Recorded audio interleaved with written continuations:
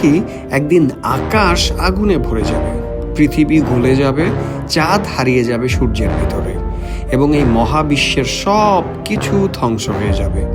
বিজ্ঞান বলছে যে এটা ঘটবে প্রায় 5 বিলিয়ন বছর পর। সূর্যের জ্বালানি শেষ হলে সে বিশাল রেড জায়ান্টে পরিণত হবে, আর সেই রেড জায়ান্টের উত্তাপে পৃথিবী, চাঁদ সহ সব কিছু ধ্বংস হয়ে যাবে। এখন এই সত্যটা বিজ্ঞান জানলো মাত্র কিছু দশক আগে এডিংটন, কার্ল সেগান আর নাসার গবেষণায়। কিন্তু কোরআন সেই 1400 বছর আগেই এ কথাটি বলে দিয়েছিল। কোরআনের সূরা আল কিয়ামার 9 নম্বর আয়াতে বলা আছে, সূর্য ও চাঁদ একত্রিত হবে। একজন নিরক্ষর মানুষ মরুভূমিতে দাঁড়িয়ে কিভাবে বললেন এমন বৈজ্ঞানিক সত্য?